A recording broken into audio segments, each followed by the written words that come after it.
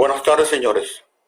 Yo soy Juan Ramón Báez de Finanza en la Práctica. Hoy vamos a tratar un tema muy importante. Sería los paso a paso para poder realizar un análisis económico financiero.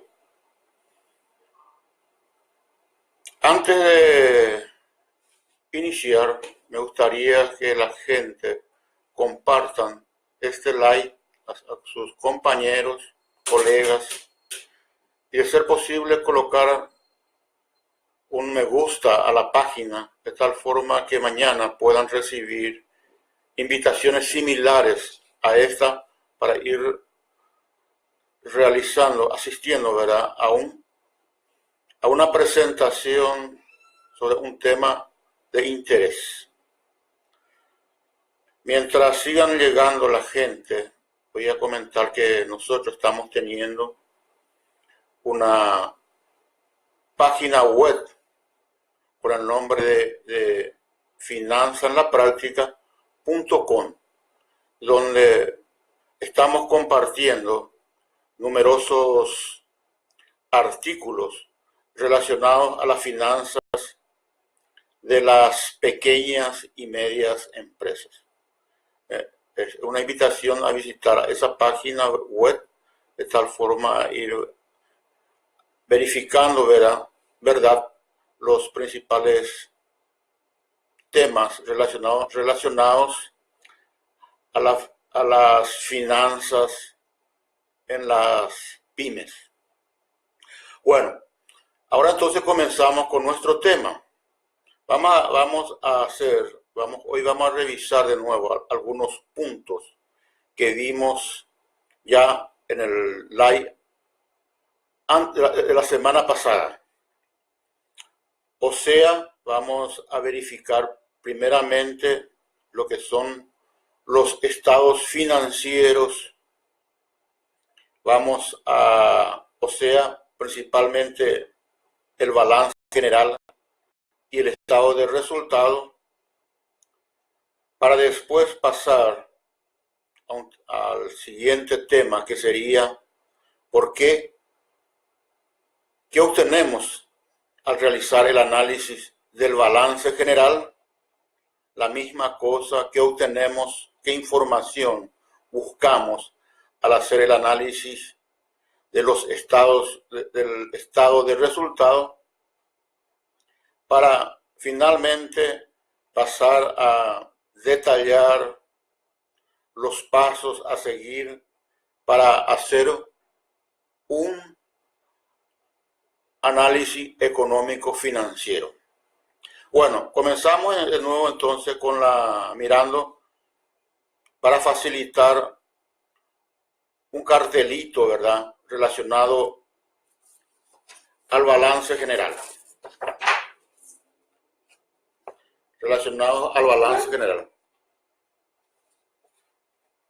Y tratar de buscar la forma que pueda salir mejor.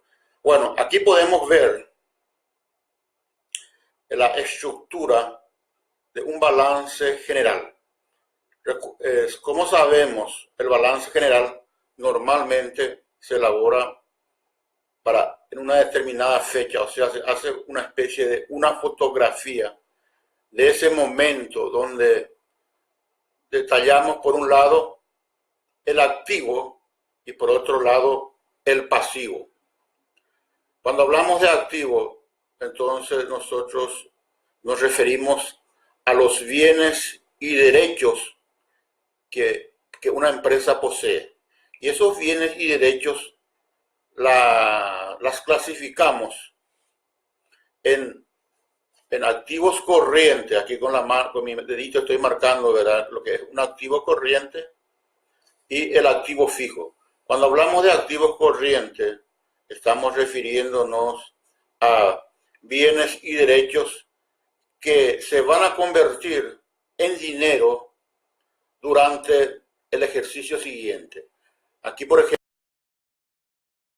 31 de diciembre de 2017, eso implica que todo lo que se va a convertir en dinero durante el año 2017 conforma el activo corriente. Por otro lado, el activo fijo son principalmente bienes y derechos que llevarán más de un año para transformarse en dinero. Y esos bienes principalmente son los que se llaman activos fijos, como los edificios, la maquinaria, los muebles. Entonces esos son los activos fijos. Por otro lado, podemos ver el pasivo. Ahí tenemos primeramente, como ven ustedes aquí, 3 cuadritos, ¿verdad? Esos son las tres principales categorías en que se divide el pasivo. O sea, el pasivo corriente, que es el pasivo a largo plazo, y el capital propio. El pasivo corriente son obligaciones o son deudas a pagar durante el ejercicio siguiente, o sea, 2017. Ya el pasivo no corriente son obligaciones de largo plazo que superan un año. Y el capital propio en este caso son los aportes que realizan los socios, las reservas constituidas por la empresa y el resultado del ejercicio. Muy bien, esta es entonces una estructura ideal del balance general para fines del análisis financiero.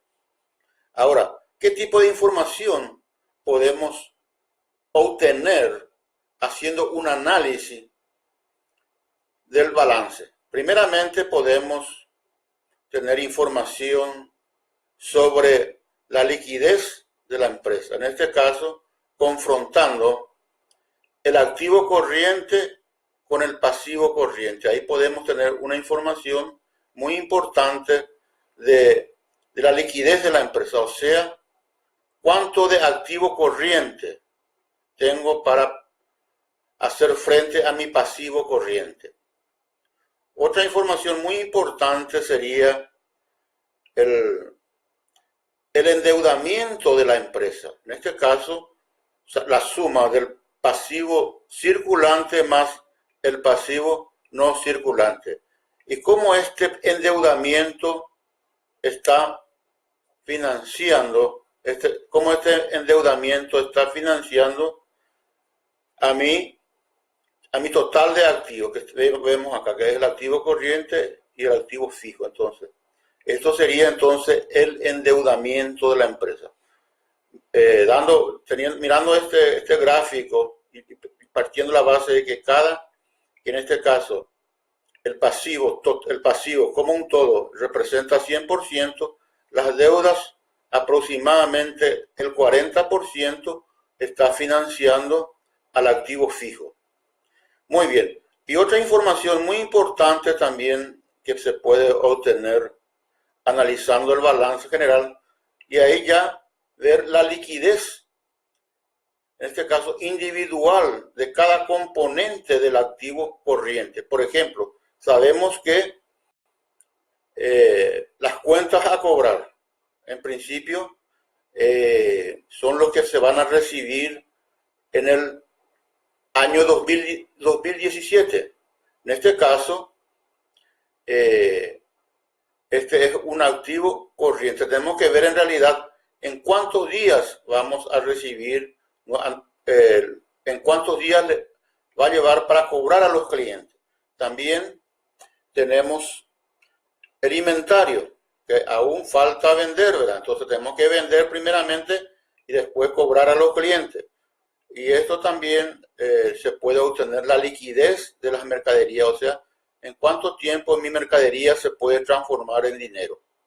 Bueno, estas son informaciones muy importantes que podemos obtener, o sea, podemos ver, en resumiendo, mirando el balance podemos ver la liquidez de la empresa, o sea, de cuánto de activo corriente, o sea, cuánto de dinero, cuentas a cobrar y mercadería tengo para hacer frente a mi pasivo de corto plazo.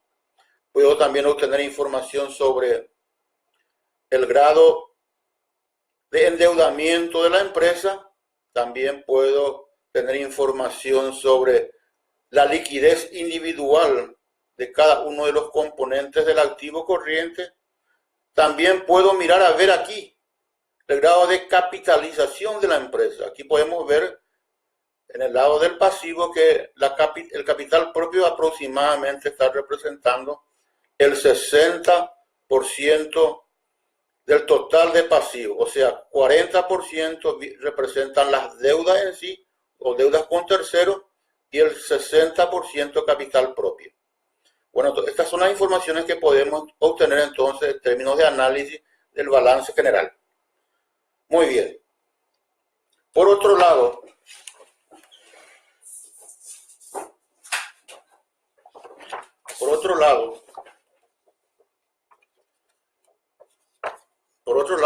tenemos la otra información muy importante que también nos proporciona la contabilidad, que es el estado de resultado. El estado de resultado no es más que el detallamiento de los ingresos,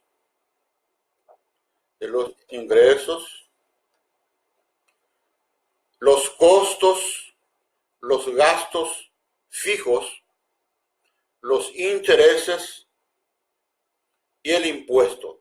Entonces, este sería entonces el resultado para al final llegar a la ganancia neta.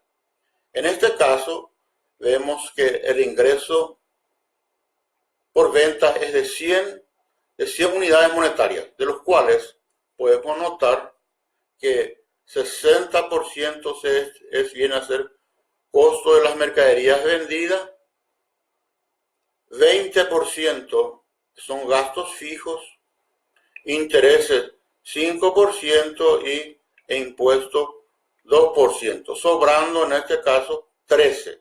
O sea, la ganancia neta, en este caso de 13 unidades monetarias, lo dividimos por 100 unidades monetarias, tenemos lo que se llama un margen, una ganancia, un margen de ganancia neta del 13%. ¿Qué implica esto? Que de 100, 87% fue destinado a costos y gastos y 13 es lo que le sobra al dueño. Muy bien. Ahora, ¿qué información podemos obtener de esto? Podemos ver, por ejemplo, verificando estados de resultados de diferentes ejercicios, podemos ver la evolución de las ventas. ¿Cuánto fue en el año 2000? ¿Cuánto fue la venta del año 2014, 15, 16? Y ahí verificar si hubo crecimiento o reducción. Podemos ver también la evolución de los costos de ventas. El margen bruto, que es una información muy importante, que sería cuánto de 100, ¿verdad? Cuánto está sobrando para cubrir los gastos fijos y para proporcionar ganancia, en este caso 40. Otra información muy importante sería también la ganancia antes de intereses e impuestos. Esto es lo que sería la ganancia operacional. Esta ganancia operacional tiene que ser positiva para una empresa viable. Si esto es negativo, si esta ganancia es negativa, la empresa tiene muy poca probabilidad de subsistir en el tiempo. Entonces, esta ganancia operativa tiene que ser positivo. Esto es intuitivo. De las ventas, le saco los costos de las ventas y los gastos, entonces esto tiene que ser positivo. Muy bien. Y aquí tenemos otra información sobre los intereses pagados. Esta información los intereses pagados viene a ser lo que pagamos por las deudas que de corto y largo plazo. Muy bien. Y por último, la ganancia neta, que sería lo que sobra después de cubrir los costos y los gastos. Aquí una información muy importante, como mencioné, ¿verdad? Viene a ser la ganancia neta. Muy bien. Después de esto, entonces vamos a, teniendo toda esta información ya de lo que es el estado de resultados y qué tipo de información podemos sacar del estado de resultados y también del balance general, vamos a ir, ¿verdad?, al punto central de esta exposición, que sería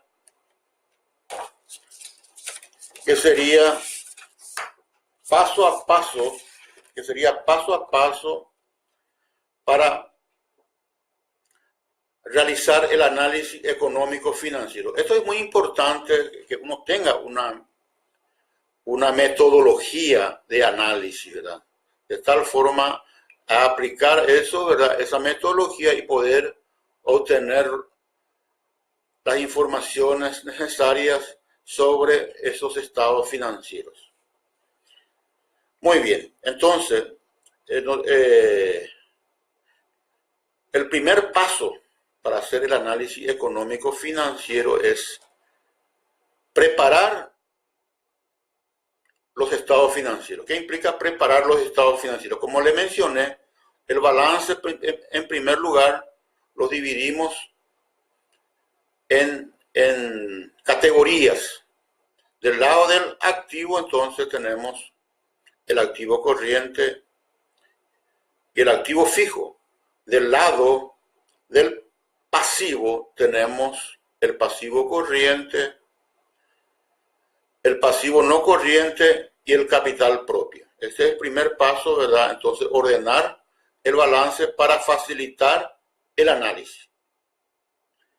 También el estado de resultados se tiene que presentar en forma ordenada, o sea, bien discriminados los ingresos por ventas, los costos de ventas, los gastos fijos, los gastos financieros, el impuesto y la ganancia final.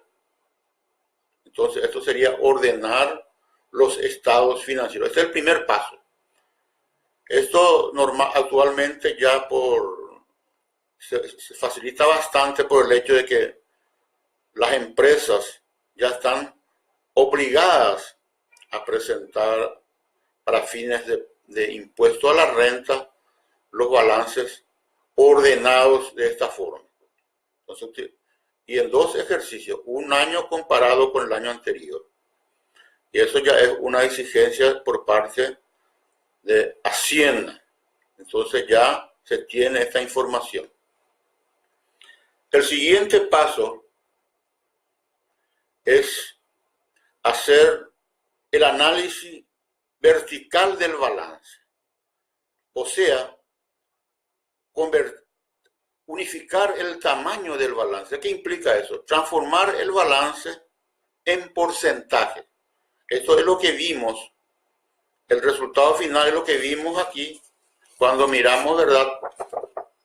Este es el resultado final del análisis vertical del balance. Esto es, en este caso, entonces, transformamos el balance en porcentaje y después la podemos transformar en un gráfico como esto, ¿verdad? Y ahí podemos ya ver las informaciones. Entonces, aquí y para poder hacer el análisis vertical del balance, se utiliza 3 principios financieros. Esto ya lo había comentado en la presentación anterior, donde el primer principio es que el activo corriente debe duplicar el pasivo corriente. El activo corriente debe ser al menos 1,5 o 2 veces el pasivo corriente. ¿Y esto es por qué? Porque el pasivo corriente es una obligación 100% pagable, en tanto que el activo corriente incorpora, ¿verdad?, por ejemplo, cuentas a cobrar y mercaderías que no tiene una certeza absoluta de que se va a transformar en dinero. Entonces, por eso tiene que existir esa holgura de si de por sí no se pueda cobrar algunas cuentas de los clientes o no se pueda vender la mercadería. Este es el primer principio financiero que tenemos que observar al analizar el balance. El otro principio financiero, también le comenté, es que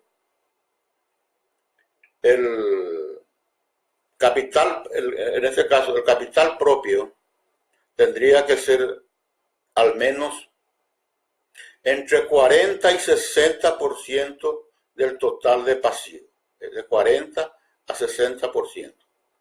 Si el capital propio es de 40%, eso implica que tenemos un endeudamiento del 60%. En este gráfico podemos ver que el capital propio es del 60%. Esto implica que el endeudamiento es del 40%. Este es otro principio muy importante. Y un principio también fundamental, principalmente cuando la empresa es una industria, o sea, tiene invertido mucho dinero en activos fijos, es que esto sea financiado con deuda de largo plazo y capital, deuda de largo plazo y capital propio, deuda de largo plazo y capital propio. Este también es un principio fundamental. Esto es lo que se tiene que verificar al hacer el análisis vertical del balance. O sea, que el activo, repitiendo, que el activo circulante supere al pasivo circulante, que el capital propio esté entre 40 y 60% del pasivo total y que los recursos que llamamos aquí permanentes, o sea, capital propio y pasivo a largo plazo, financie totalmente al activo fijo. ¿Qué significa en la práctica eso? Que no se debe comprar, por ejemplo, que no se debe financiar un activo con deudas de corto plazo. Tenemos que financiar con capital propio o pasivo no corriente. Eso es una cosa. Y cuando se financia el activo fijo con deuda de corto plazo, o sea, pasivos circulantes, aparece lo que se llama un desequilibrio financiero. O sea, es el caso de desequilibrio financiero es cuando el activo fijo es financiado por pasivo a largo plazo. Y hay equilibrio financiero cuando el activo fijo es financiado por capital propio más las deudas de largo plazo. Esto es muy intuitivo. Y esto también se presenta en la vida personal. Por ejemplo, no podemos ir a una playa de estacionamiento, una playa de venta de autos y querer comprar, por ejemplo, un vehículo con un financiamiento de un año. Eso es una falla garrafal en términos financieros, porque ese vehículo va a llevar por lo menos 5 años de vida útil y nosotros ya tenemos que pagar totalmente por eso. Eso es la vida más rápida de tener problemas financieros, es financiar un activo fijo con pasivo a corto plazo. Bueno, después hacemos lo que se llama el análisis vertical del estado de resultado.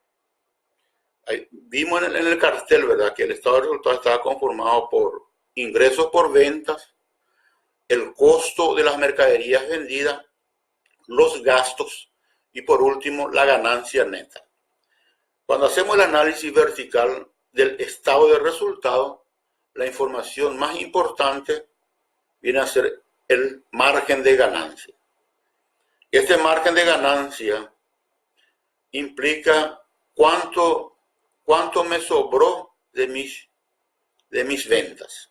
De 100 de venta, cuánto sobró en términos de margen. Vimos acá en el ejemplo, habíamos visto de 13%, ¿verdad? Entonces, esta información es muy importante. Este margen de ganancia, entonces, tenemos que comparar con el margen de ganancia del año anterior y ver si hubo un aumento o una reducción. En el caso y después verificar del por qué esta variación. La variación solamente puede venir de la participación de los costos. Estamos hablando de análisis vertical de estado de resultado. Esto implica que los ingresos en ambos años son del 100%. Entonces, la única diferencia tiene que venir de los costos o de los gastos. También en algunos casos, esa variación puede justificarse por los ingresos extraordinarios. Pero en la mayoría de las veces, la variación del margen de ganancia proviene de la variación del costo o de gastos.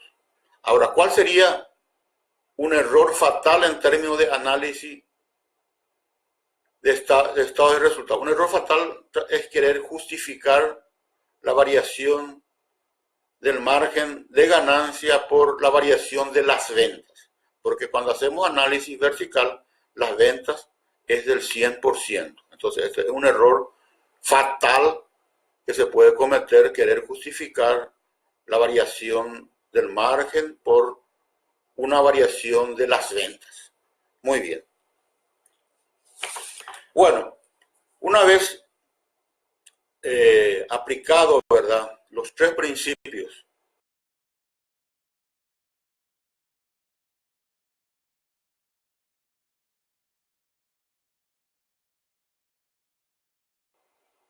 podemos pasar a la utilización de otra herramienta que también es muy importante, que viene a ser los ratios o los indicadores financieros y los indicadores económicos. Cuando hablamos de indicadores financieros, ya mencionábamos, ¿verdad?, nos fijamos básicamente en el balance general. Y uno de los indicadores muy importantes viene a ser la liquidez de la empresa, o sea, el indicador que surge de la confrontación de activo corriente con el pasivo corriente. Esta es una información muy importante, un indicador muy importante. Y esto podemos ir, y hay varios indicadores de liquidez, pero para facilitar acá solamente estamos viendo uno de ellos, que es el cociente del activo corriente dividido el pasivo corriente. Después vienen los indicadores que también tienen que están muy relacionados con la liquidez, o sea, también se le llama indicadores de rotación. O sea, en este caso lo que se busca es ver en cuántos días vamos a cobrar a los clientes. En este caso sería el periodo promedio de cobro. ¿En cuántos días vamos a vender nuestras mercaderías? Sería el periodo de inventario. Y por el lado del pasivo, ¿en cuántos días le vamos a pagar a nuestros proveedores?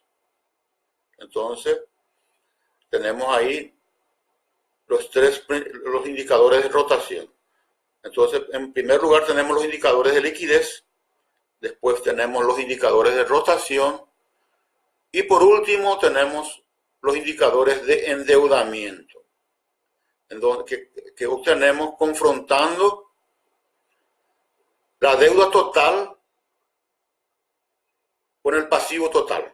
Y podemos decir que la deuda total representa, como en el ejemplo, era de 40% del pasivo total. Pero es mucho más significativo comparar esa deuda total con el activo total. Y ahí podemos obtener una información muy importante, que sería el porcentaje del activo que es financiado por terceros. Que es una información que en vez de confrontar la deuda total con el pasivo total, ahora vamos a confrontar con el activo total y nos da una información mucho más tangible. A mí me gusta mucho más este indicador porque me dice en qué porcentaje mi activo es financiado por terceros. Hablamos de deuda de corto y largo plazo. Bueno, estos serían las tres categorías de indicadores financieros. Después tenemos que ver los indicadores económicos. Aquí la información más importante, ya que es el objetivo principal de cualquier empresa, es la rentabilidad del capital. En cuánto es remunerado el dueño de la empresa. Y eso se obtiene lógicamente confrontando la ganancia neta que está en el estado de resultado, la última línea, con el capital invertido, capital propio invertido. Esa es la ganancia neta. Pero es mucho más significativo, llegar a este resultado a través de los componentes básicos de la rentabilidad del capital. En este caso, tiene tres componentes. El primer componente es el margen de ganancia, o sea, cuánto sobra de cada 100 de ventas. El otro componente importante también es la rotación del activo. El activo es, una empresa hace inversión en activos para generar ventas. En este caso, cuánto mi activo me está generando ventas. Y por último tenemos lo que se llama, un poquito más difícil de entender, que es el multiplicador del capital. O sea, si yo invierto, si yo invierto un guaraní, o sea, capital propio, ¿cuánto de activo consigo tener con eso? Mirando aquí en nuestro gráfico podemos ver acá. Podemos ver acá el capital propio. Esto es básicamente, y este capital propio habíamos dicho que era 60%, así a ojo, ¿verdad? 60%. En este caso, en vez de hablar de 60%, hablo de un guaraní. O sea, yo invierto un guaraní, ¿cuánto de activo corriente, cuánto de activo total consigo formar con eso? En este caso, voy a tener más de un guaraní de activo. Si ven ustedes acá que tengo más de un guaraní de activo. Ese sería entonces el multiplicador del capital. A medida que mi capital disminuye, que mi inversión en capital disminuye, entonces aumenta la participación de terceros, o sea, el endeudamiento. Por eso se llama multiplicador del capital. Y este también es el tercer componente de la rentabilidad del capital. A estos tres componentes, ¿verdad? Es decir, la multiplicación del margen de ganancia, la multiplicación de la rotación del activo, más el multiplicador del capital, forma lo que se llama la ecuación Dupont. Es una fórmula creada por una empresa allá por los años 40, ¿verdad? Y es muy utilizada en las empresas. Bueno, tenemos acá entonces el indicador más importante, en este caso el indicador más importante en el análisis económico es la rentabilidad del capital, y que tiene tres componentes. Uno de los componentes es el margen de ganancia, que se saca directamente del estado de resultado. La rotación del activo ya es una mezcla de cuentas del balance y cuentas del estado de resultado. Pero también se le considera por convención como un análisis económico. En este caso, combinamos ventas, que se obtiene del estado de resultado, con el total de activos que se obtiene del balance. Y por último se tiene el multiplicador del capital, ¿verdad? Que directamente, como ven ustedes, proviene del balance. Bueno, realizado el análisis vertical del balance, del estado de resultado, aplicando los indicadores, calculando los indicadores financieros que se obtiene básicamente del balance y los indicadores económicos que se obtiene del estado de resultados, entonces ya tenemos una infinidad de informaciones, ¿verdad?, referente al análisis. Y es muy importante que ese análisis, que esas informaciones se ordenen. Y aquí viene, en este caso, el cuarto paso del análisis financiero, que es detallar los puntos débiles y fuertes de la empresa. Por ejemplo, acá podemos mencionar como, si mirando solamente el gráfico podemos mencionar, que la empresa tiene una buena liquidez, ya que el activo corriente supera el doble al pasivo circulante. Buena liquidez. Podemos decir que también que el endeudamiento de la empresa es bien bajo, ¿verdad? Porque en este caso se considera que el endeudamiento es excesivo cuando está cerca del 60%. Acá solamente tenemos 40% de endeudamiento. Entonces, tiene buena liquidez, bajo endeudamiento, y por último podemos mirar el estado de resultados. Como vimos acá, en el estado de resultados teníamos un margen de ganancia de 13. 13 entonces es la ganancia. Entonces, acá vemos que otra información es muy importante, 13, que es lo que sobra, ¿verdad? Y dependiendo, en este caso es una industria, como porque tiene mucho activo fijo. Y se considera un margen de ganancia razonable en una industria cuando esté entre el 5 y el 15%. Ya es un margen de ganancia razonable. Y también podemos comparar este margen de ganancia con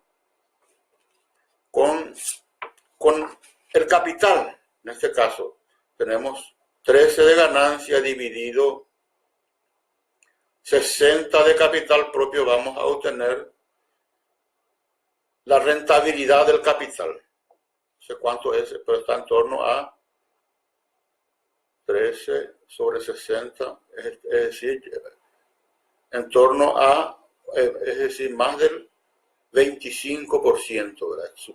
Entonces es una buena rentabilidad también 25%, ya que si el inversionista en este caso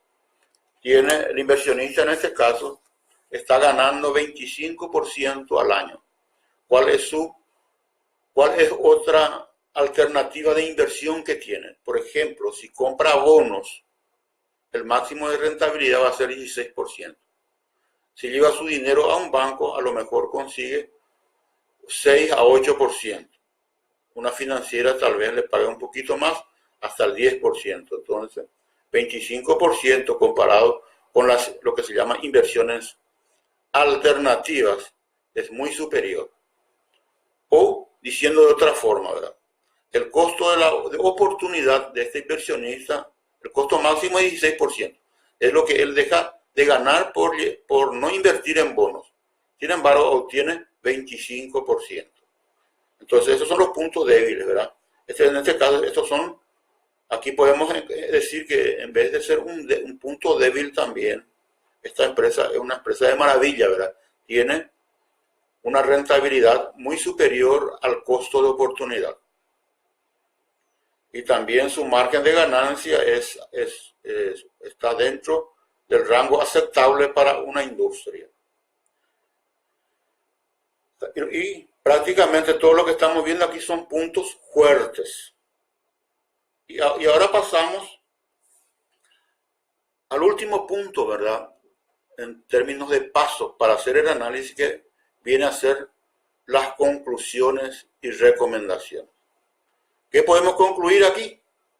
O sea, esa conclusión lo sacamos de los puntos débiles y fuertes, ya que esta empresa que estamos viendo aquí en el cartel no tiene prácticamente puntos débiles. a simple vista podemos decir que la empresa, ¿cuál es la conclusión? La empresa tiene una buena liquidez, un grado de endeudamiento aceptable y podemos también, por otro lado, decir que el activo fijo está totalmente financiado por recursos permanentes y que su capitalización está en un 60%, o sea, dentro también del rango exigido para capital, ¿verdad? De 40 a 60%. Y ahí podemos también dar algunas sugerencias, ¿verdad? Para mejorar esto. Vamos a suponer que estemos considerando que el margen de ganancia de 13% es no es lo que nosotros estamos requiriendo. Entonces, ¿cómo mejorar el margen de ganancia? Entonces podemos, primeramente, trabajar con los costos, es decir, buscar proveedores que nos proporcionen mejores precios. Por otro lado, podemos trabajar también con los gastos fijos, tratar de optimizar los gastos fijos, reducir, y así podemos incrementar, ¿verdad?, nuestro margen de ganancia. También, y la rentabilidad, si consideramos que esa rentabilidad no es aceptable, en este caso tenemos un pequeño, en vez de ser, por más de que tener mucho capital propio da mucha seguridad a la empresa, tiene el problema de que también no se le retorne adecuadamente a los propietarios de la empresa. Lo ideal sería reducir el capital propio, ¿verdad? De tal forma que se pueda, de tal forma de que esa torta que se va a distribuir le corresponde a cada propietario le corresponde una mayor porción. Bueno, consecuentemente, para presentar, ¿verdad?, como una especie de resumen, aquí le coloco en el cartelito, ¿verdad?, siempre buscando la forma de que aparezca mejor. Bueno, el primer paso que tenemos que seguir entonces es preparar las cuentas, o sea, hacer una clasificación del balance, ¿verdad? Como vimos, ¿verdad? El activo en sus dos componentes, activo corriente y activo no corriente, y el pasivo lo dividimos en tres categorías: pasivos circulante, pasivo a largo plazo y capital propio. El segundo paso sería el análisis vertical del balance. En este caso, vimos que tenemos que aplicar los tres principios financieros. Estos principios financieros es importante que ustedes mantengan ya en la cabeza, ¿verdad? Es decir, es una cosa que uno tiene que siempre tener presente en su empresa. O sea que el activo corriente debe ser mayor que el pasivo corriente. Ya le explicamos el porqué, que el activo fijo se debe financiar con recursos de largo plazo, o sea, capital propio y deuda de largo plazo, y que el patrimonio neto debe estar en torno a 40-60%. Consecuentemente, el endeudamiento no debe superar el 60%, ya que si una empresa tiene un endeudamiento del 60%, lamentablemente no va a poder conseguir financiación. Después vimos los indicadores financieros, y ahí analizamos los indicadores de liquidez, de rotación y endeudamiento. Pasamos a los indicadores económicos, donde la información más importante era la rentabilidad del capital. Y vimos que tenía tres componentes, ¿verdad?, que era el margen de ganancia, la rotación del activo y el multiplicador del capital. Por último, los pasos siguientes era resumir, ¿verdad?, esquemáticamente los puntos débiles y fuertes de la empresa. Aquí, entonces, y en base a ese resumen, podemos pasar al último punto, que sería las conclusiones y recomendaciones. Este es el paso a paso para el análisis económico financiero. Y es bien cualquier tipo de empresa, ya sea una pequeña empresa, una media empresa o una gran empresa. Lamentablemente, como ven ustedes acá, se requiere, ¿verdad?, que la empresa tenga una contabilidad organizada, o sea, una contabilidad, para comenzar, que siguen los principios de contabilidad generalmente aceptados, que presente las cuentas conforme a lo que mencionamos aquí, y lo más importante, que estén actualizadas, y no olvidarse que tiene que incorporar todas las operaciones. Si tenemos una contabilidad solamente para fines de impuesto a la renta, lamentablemente no vamos a poder hacer un análisis económico financiero. Pero esto lo podemos hacer en forma gerencial, ¿verdad? Si tenemos todas las informaciones requeridas. Pero la mayor limitación que tenemos acá es que si nosotros trabajamos exclusivamente con balances para fines fiscales, posiblemente no vamos a registrar todas las operaciones por razones impositivas. Y eso va a hacer que tengamos información no completa. Y si tenemos información completa, entonces lamentablemente la información también va a ser incompleta. O sea, si metemos basura, vamos a sacar basura. Esa es la realidad. Entonces, con esto